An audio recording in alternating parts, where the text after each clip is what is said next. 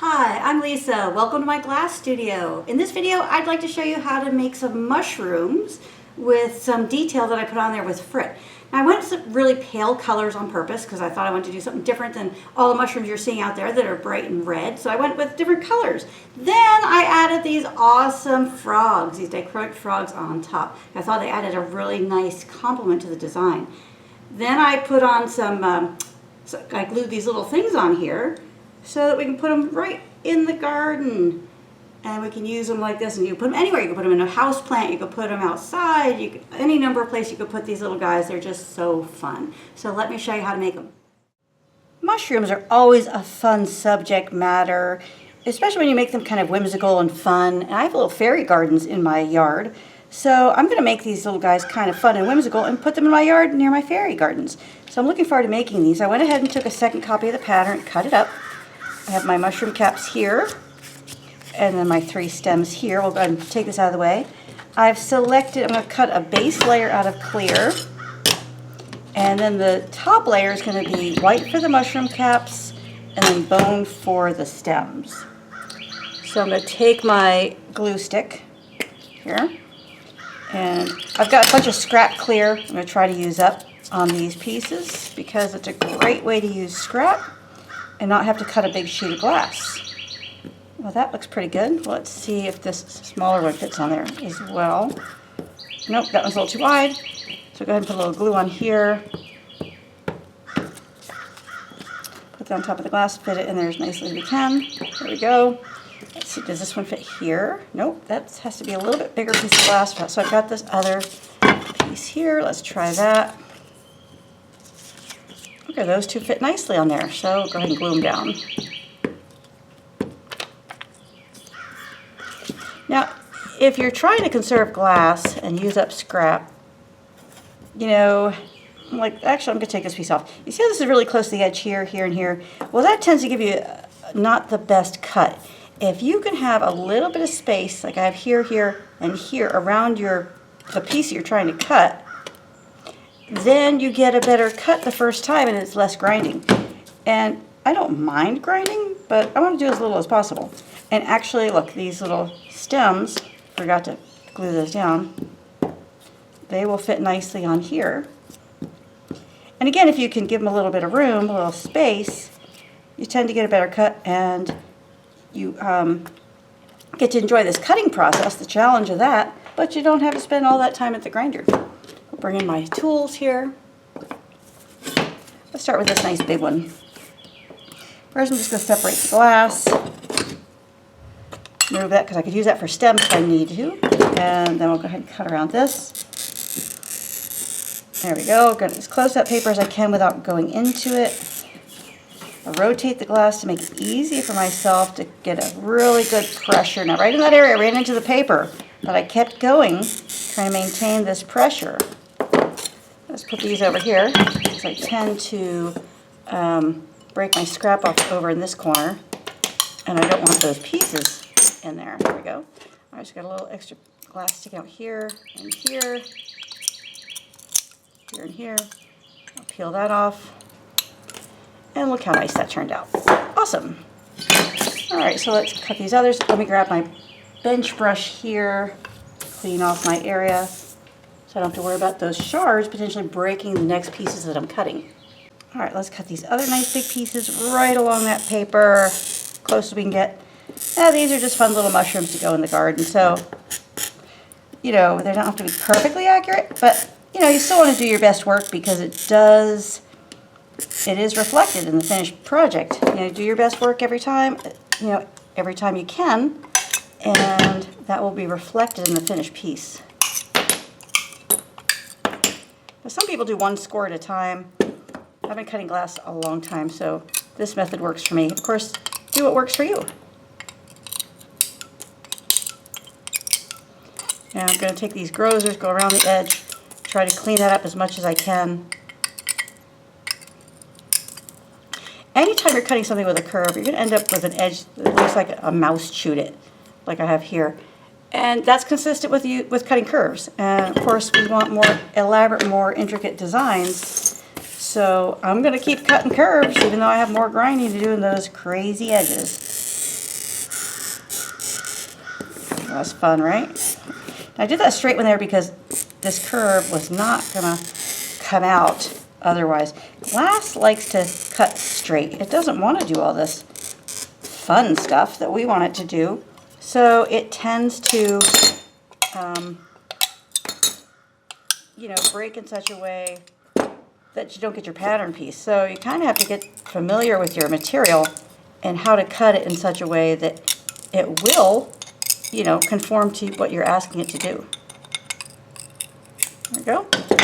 And I'll cut these little stems.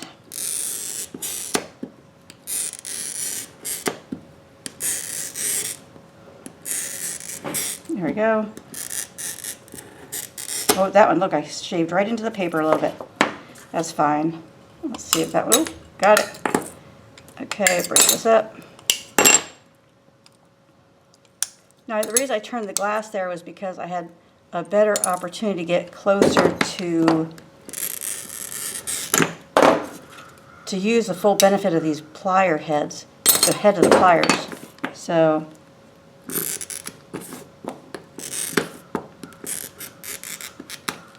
now I did this one in one piece because it's an exterior outside curve.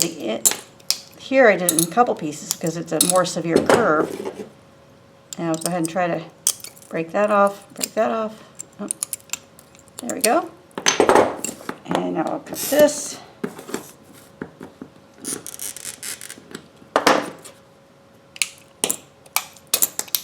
I love cutting glass. Gosh, it's therapeutic. Just makes you, you know, enjoy being creative, enjoy being productive.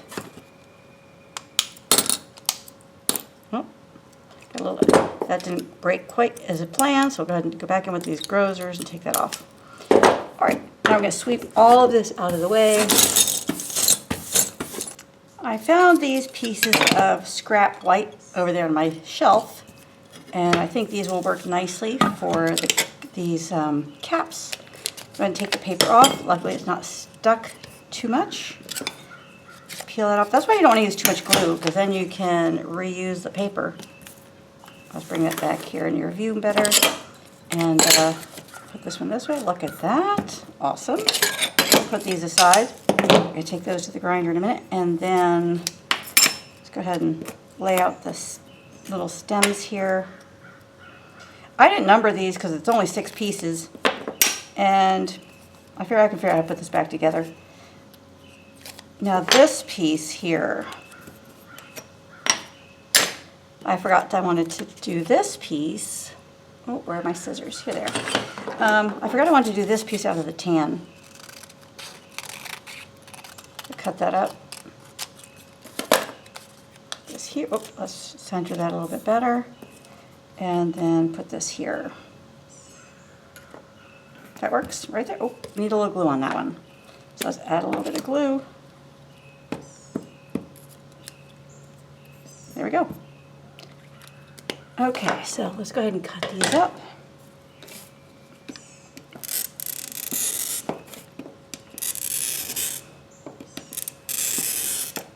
Oh, it's coming out so awesome here.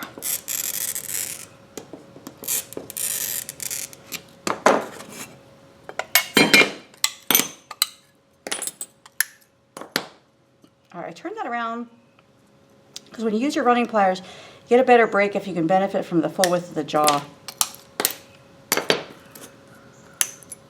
Oh, that one didn't break as planned, but that side broke beautifully.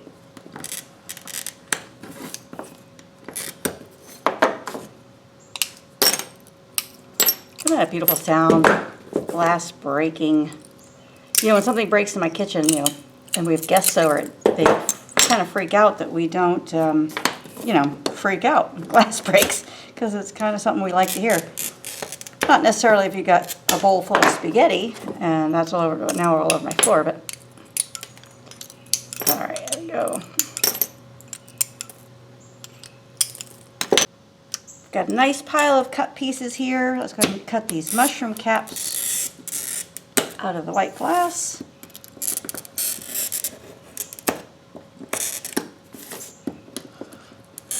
Again, trying to get as close to that paper as I can without running into it.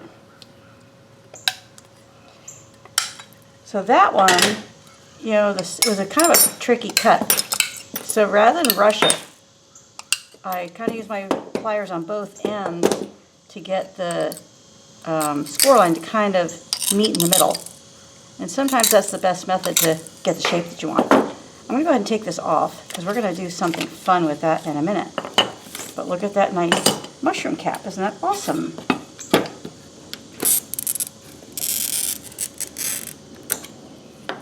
I'm going to divide these two pieces. There we go. My work area is never big enough. You know, no matter how much space you have, you seem to be able to, or I seem to be able to, clutter it up with stuff.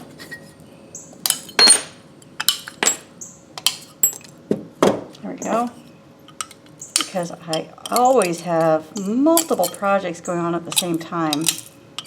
And I like that, so it's okay. I'll take that off there. I'll put that aside for a second. Look at that beautiful little cap. All right, now I'm going to have to sweep here because, oh goodness. There we go. Sweep because we don't want any of those little shards underneath this glass when we're cutting it. Now that's a pretty deep curve. I'm going to give that an extra little help there by giving us additional score line. So basically when you're cutting outside curves, you're doing it in a series of straight pieces to achieve the desired results that you want. Oh, we're going to take up that nice big, oh look at that, the whole thing came out in one shot. Perfect.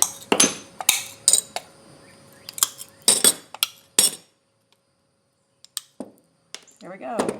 Take these and clean that up a little bit. Now grossing pliers have teeth on the bottom right here, little ridges, and you can actually use those to kind of pull up on the glass to get a little finer shape. Look, we're a little off right there, but I'm not really going to worry about it. Okay, put that here, put those aside, and now we're ready to take these to the grinder.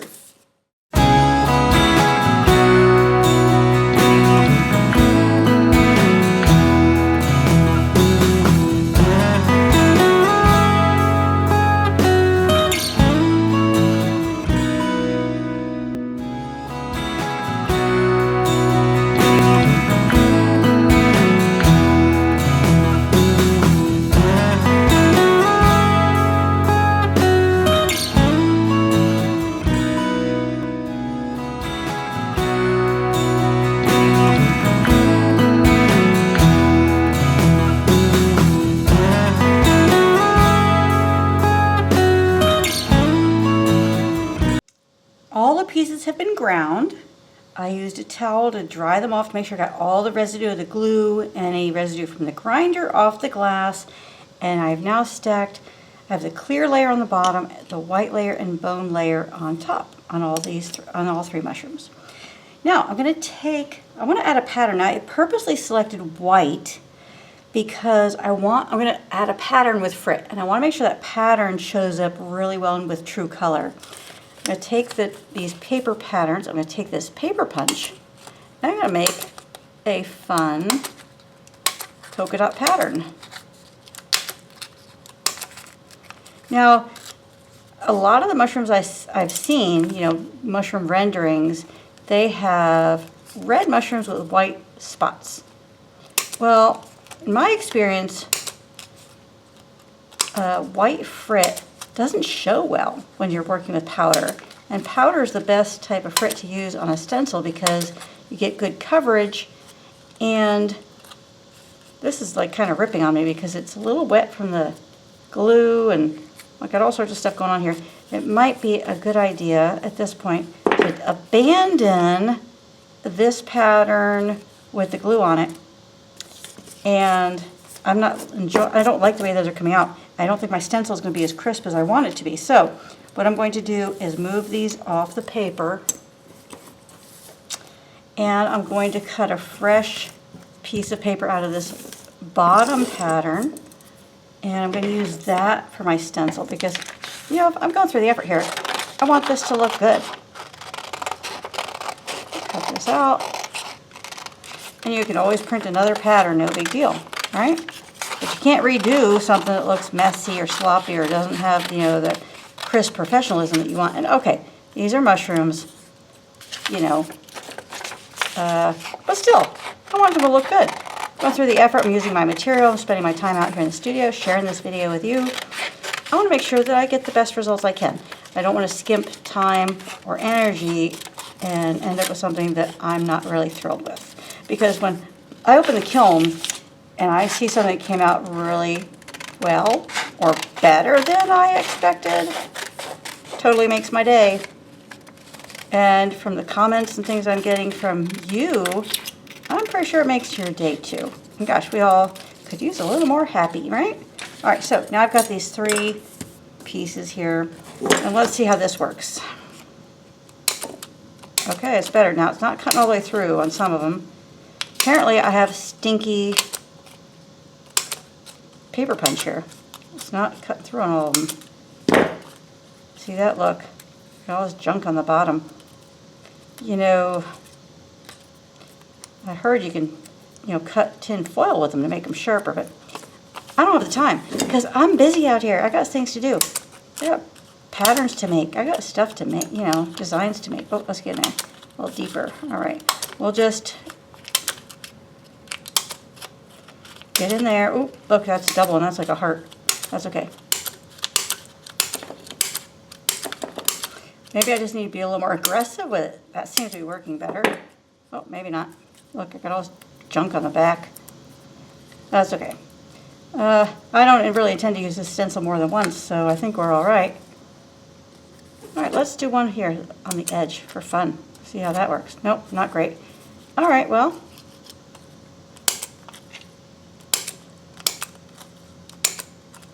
Let's see how deep I can get with these. All right, I think that's working out all right. Here we go. Might have been a good idea to cut this out of stiff paper, like folder material. That might have been a better idea. But we're going to keep moving. Gonna keep this project going. Let's get all that junk out of the way. Change of plan.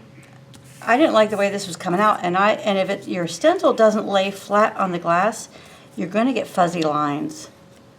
I don't want fuzzy lines. I put all this effort into these things so far. You know, I want to make sure it comes out nice. So I've decided to cut some stencils out of this nice stiff paper. That's a terrible line there. Oh my gosh. But that's all right. It's going to be far better than this thin paper. And you know, if you do a nice job on your stencil, you can use it multiple times. These are not my best drawing lines here, but that's all right. We'll smooth it out with the scissors.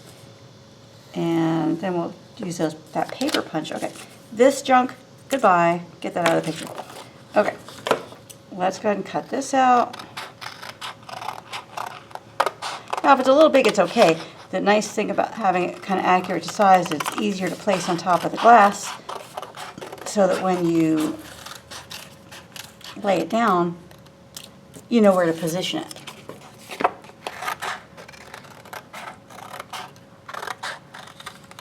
All right, so we're changing it up a little bit here as we're going along.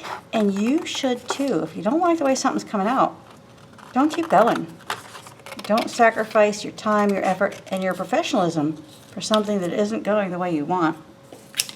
Let's get that out of here. There we are. And just, you know, gosh, do your best work. And if something isn't going the right way, well, maybe it's time to step away, come back to it, or just, you know, come at it from a different direction. All right, now let's see how this works. Let's do this one because that's the one we did first. Oh, look at that, nice and crisp. Yes. All right, this is the way to go. I thought I could get away with using that same pattern to save some time, but guess what? Saving time isn't always the best option. Sometimes doing your better job is the option. Oh, I've got one coming off there. Oh, let's do another one. Okay. Oh, yeah, I like it. See how far I can get into this. Oh, pretty far. I don't really want to bend this because then it's not going to lay flat on the glass, but I like that. All right, now let's do this one. Now, something fun you might consider doing is a different shaped stencil. You know, hearts or spirals. I love spirals. You can see I'm being kind of random here, getting these little pieces all over my studio. That's all right. Let's do one on the edge because I like that. And there, because it's kind of like a mystery piece. Look how fun. All right. Oh, this one we can probably get quite a few.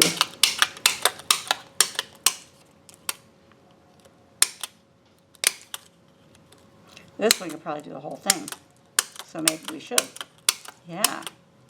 And maybe that would determine what type of mushroom we do is based on, get one off the side there, a little one here, one over there. Yeah. Love it. Okay, that's fun. Here are the stencils, and I like the way these are. I think these are going to be great. So I'm going to move these aside temporarily. I got all my other pieces here, I'm moving those aside temporarily. And I'm going to add a cute little layer. This is Amazon green frit. Now, all the mushrooms I'm seeing online, you know, and stuff, are red mushrooms with white polka dots. Well, we don't have to conform to that. We can do anything we want. So here I'm going to go kind of green along the bottom. Okay, coming up the side a little bit here. There we go. And then, here I want a little more on that one. Along the bottom there, fun. All right, now I'm going to move into yellow. All right, put some yellow on the, kind of on the top. Oh yeah, right? Our mushrooms are fun. These are psychedelic mushrooms. A little bit of yellow there on the bottom maybe. When I work with powder frit, I always like to create gradients. Not always, okay, but I try to create gradients because I feel like they give you a nice flow. Now let's put these stencils on top.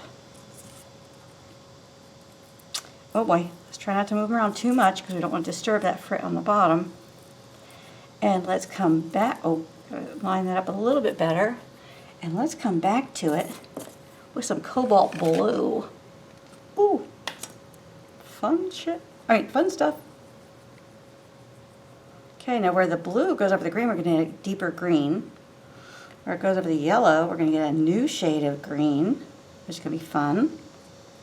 And these are all opal colors. They're all powder frit. And powder works really well with the stencils. Now let's remove this and see what we have. I'm going to be really careful here. Try not to shift it left or right. Ooh, isn't that fun? Yeah. Oh man. Ooh, that one got messed up. All right, let's I don't know if this is going to work. We're going to try putting this back on and see if we can redo that one, make it a little crisper. I don't usually do this. So we're going to give it a shot.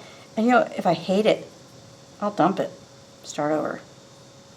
Okay, let's see what happens. All right, I'm going to try to be a little more careful this time. Oh, yes. Yes, yes. Now this one, now I'm wondering maybe I don't need enough frit on this one. I like that one. I need a little more frit, a little more blue on this one. I really do want that blue to be strong on top of those other colors. And let's take that off. See what we got. This is fun, right? Okay, so I'm going to clean this up. We'll assemble the pieces, and then we're going to put them in the kiln. We're going to fire these to a full fuse temperature. All right, so we're going to start assembling these mushrooms here on the shelf. Probably need a little more room there. And I'm going to be honest with you, I cut up my pattern, so I don't know how these go back together. I know this one goes here. This one goes here. And I'm probably going to have to pull that darn pattern out of the trash and see how this goes together.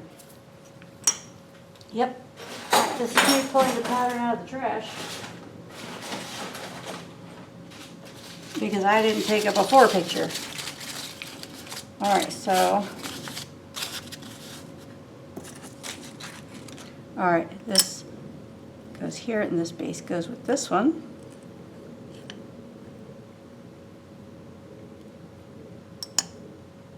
Now often I try to assemble my projects in such a way that the layers overlap. But today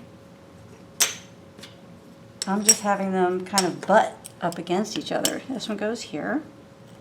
Going to place that here first. There we go. This on top. Wonderful.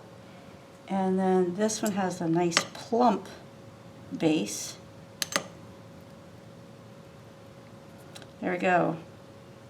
Fun, fun, fun stuff. Okay, let's scoot that back onto the shelf. I like to leave at least ½ inch of room around the project and the edge of the shelf to ensure that it doesn't fall off the shelf or anything when it's firing. There we go. All right. We're gonna load these in the kiln. Oh, what do you think? We need a little detail right here, don't you think? Yeah, maybe some stringers. I'm gonna go get some stringers. Since nothing about this project conforms to normal design, I picked blue stringers. I have these 2 little blue pieces. I have this orange one. I don't know that I'm gonna use that. I don't think I'm gonna use that, but I like the idea of these blue. And this is liquid hairspray in a little applicator bottle. And it works great on stringers because you can apply it so they don't move on you when you transport this to the kiln. So let's create this little linear pattern going on here. Just kind of nipping them. That one was too long. Oh, that's fun, right? Now, do we want to use this other blue as well? Sure, why not?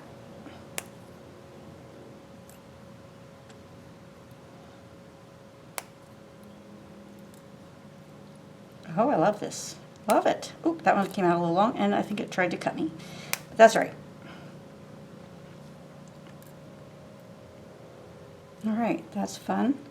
And maybe one little, maybe one little stringer there. I don't know what that represents, but it's kind of fun. So let's do it. And let's do one on each of these. Again, I don't know what this represents, but so what? That's a nice linear quality. I'm going to take this, I'm going to add a little drip there so it doesn't move. When I transport it to the kiln, a little drip here.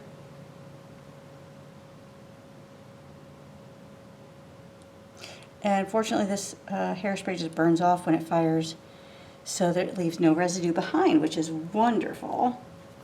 And I'm going to take my tweezers and move this one over a little bit. There we go. That one up a little bit. Okay. All right. Oh, let's see. What the heck? Let's put an extra. No. I think we're done. I think we're done. These are just awesome. Over to the kiln we go. All right, let's open this kiln, see what we have. Oh, look how adorable. Oh my goodness, I love them. Now they're a little paler than I anticipated. I was looking for a little more color in the shading I did around the perimeter, the green and the yellow. That kind of paled out on me. And this color and this color are really similar, but you know what, that's okay. They're, oh, I really like the shapes. I like the detail. Nice firing. They look great. And they're a little different. You know, everywhere else I see red mushrooms with white polka dots. So I'm glad that these are a little different. They're just something fun. And I really like the way they came out. So, and I like the different shapes. The sizes are easy to manage, easy to cut. So I love that. So, but now I'm thinking maybe they need a little something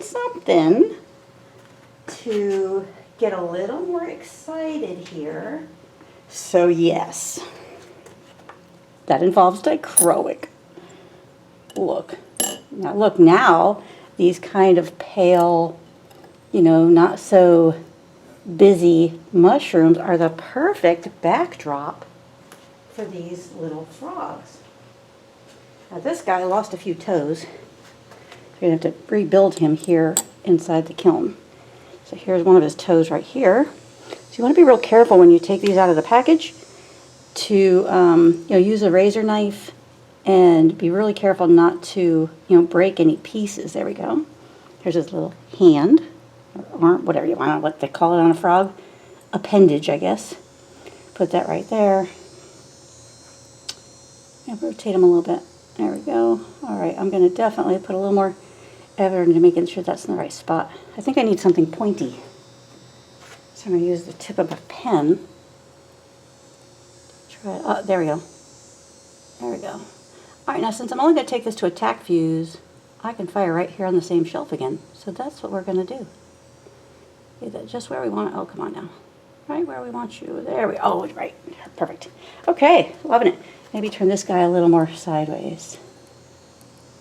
Like that, like he's really just climbing up there. And we have tons of frogs here, so we see them doing this kind of stuff all the time.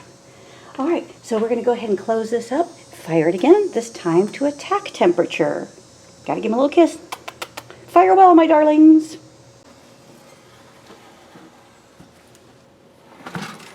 Here we are.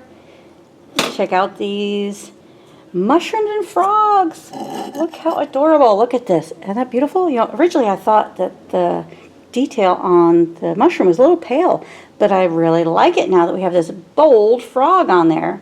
And look at the detail around the perimeter of the glass. That's consistent with working with dichroic on black glass. You get that little halo. As the glass melts down, it kind of fans out. The thickness of it fans out and creates that little line. Really cool detail. I'll bring that a little closer for you. Isn't that awesome? And that texture is nice too. Love it. All right, let's check this one out. Now this guy, this is a good sized frog here. And that's kind of almost an iridized black looking, but it is a dichroic, but it's a little darker. But I like the silhouette. And it's got a little bit of a blue tint to it, purple tint depending on which way you turn it. So that one's really fun. Love it. And let's check out this last one. I'm gonna grab that. Oh wow. Hold on, I need two hands. Oh, I just love this color. Look how fun that is. Ooh, and shiny. And so pretty. And there's a black halo there also. Now it's interesting because the halo is more obvious on the gold one than it is on the blue one, and is more obvious on the blue one than it is on the dark purple one. So keep that in mind when you're working with dichroic. If you want that extra detail, you know, that's when you would, that would help you decide which dichroic to use and what kind of surface to put it on in order to make that show up. All right, so I have these 3 mushrooms, and I think I would like to put them in the yard. So I came up with the idea of, these are little, you know, things you put in your vegetable garden with the name of whatever plant you have, the seeds you've planted or whatever. And these came out of Joe's vegetable garden. I asked his permission if I could have these. I selected these because they're nice and flat and smooth. I thought what I would do is, you know, glue those to the back like that, and then I have a ready-made stake to put this in the dirt in the garden. Now, when I'm working with glass that's already been fired and not going back in the kiln, I like to put it on a towel to make sure I don't scratch anything on this nice finished surface. So I'm working on a towel here. I'm going to turn all these over. I tell my students always expect there to be something on my table that will scratch your glass, because no matter how much we sweep, you know, there's always something there that could potentially, you know, get in your elbow. You know, you don't wipe the table with your hand, and you put your artwork on a towel to protect it once it's been fired. This has got a little bend to it. I might put a little weight on that one. All right, I thought about putting them right here, but then I'm wondering if it might be top heavy, so maybe I should do it like that. I haven't done this before, so we're just giving it a try here and see what happens. All right, so I got my favorite, you know, E6000, big old dollop on there. Got that there. I wonder if I should put a little bit right here. Probably. There we go. Oh yeah, now we're getting it. Now we're having fun. Now the fun begins. All right. That right there. A little there. Ooh, that's going to hold that down, I think. Although maybe I need a little weight on this. That might be too much weight. All right, let's see. Well, we'll work on that one in a second. Let's get this glue out of here before it ends up everywhere. Because there's a glue just... Once you open the container, oh, this one's acorn squash. Once you open this thing, it just wants to ooze everywhere. All right, so close that back up so it can't get on the table. I love the way this is working out. This one, I think, needs a little weight on it, but let me see. I'm going to take a piece of glass here, tuck it underneath. The second piece here. And I'm going to put this on as a weight. I wonder if I need a weight there. I might. I don't know. I don't know. If I put this on, it's likely to get glued to it, so I don't want that to happen. So I'm just going to do that and hope for the best. All right, so we're going to let this dry overnight. And then we've got these wonderful little mushrooms we can put out in the yard. Looking forward to that. Okay, these have been drying overnight, and I feel like they're really nice and secure. But now I have a question. This is kind of wimpy. I don't know if it's going to be strong enough to hold these up, but look how cute these are. Oh my. Awesome, right? Okay, well, we're going to have to find a place to put these in the yard. So we'll go ahead and on an adventure and figure out a great place to to display these. Thanks for joining me. I hope you enjoyed learning how to make these mushrooms and doing these little appliques on there to make them really special. Please like, follow, and subscribe to my YouTube channel. That way you'll be notified as soon as all my new videos come out. And please become a premium video member. We'd love to have you. We have new exclusive content coming up just for members all the time. You get a full-length, step-by-step instruction video plus a pattern ebook that you can print. In there you have color images, material lists, firing guides, everything you need to be successful and complete those projects. So become a premium video member. And until next time, happy fusing.